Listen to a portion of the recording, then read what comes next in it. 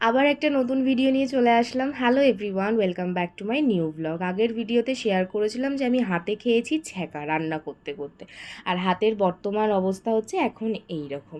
আজকে দুপুরবেলায় আমি কোনো ভাত খাইনি, তার জন্য আমি আজকে ছোলা মাখা করে খেয়েছিলাম।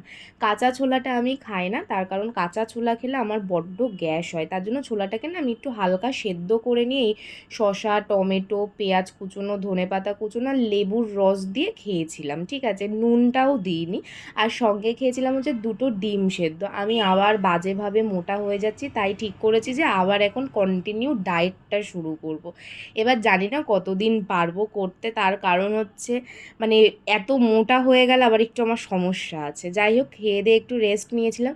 সন্ধ্যাবেলায় দিয়েছিলাম হচ্ছে আজকে আকাশ প্রদীপ।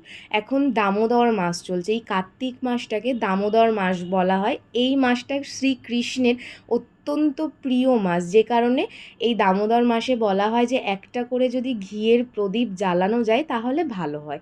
আমি তার জন্য জ্বালিয়েছি।